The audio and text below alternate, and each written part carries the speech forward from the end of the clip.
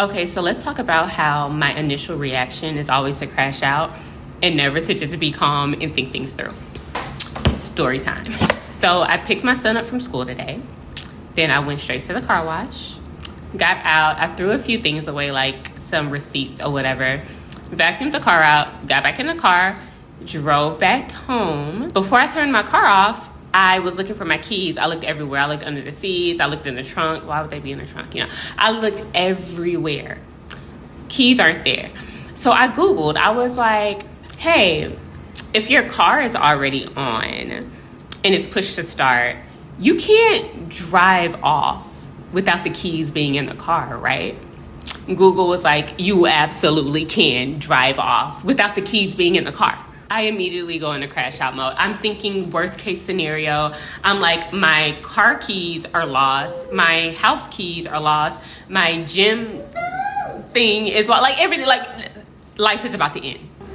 So I drive back to the car wash, but the entire ride, I'm being super negative and super cynical and about to cry.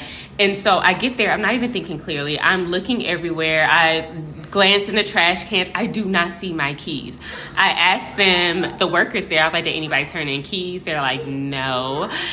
I start crying. I'm trying to figure out how I can get another key. I gotta pay this, I gotta pay that, blah, blah, blah. Completely meltdown mode. Finally, I took a deep breath.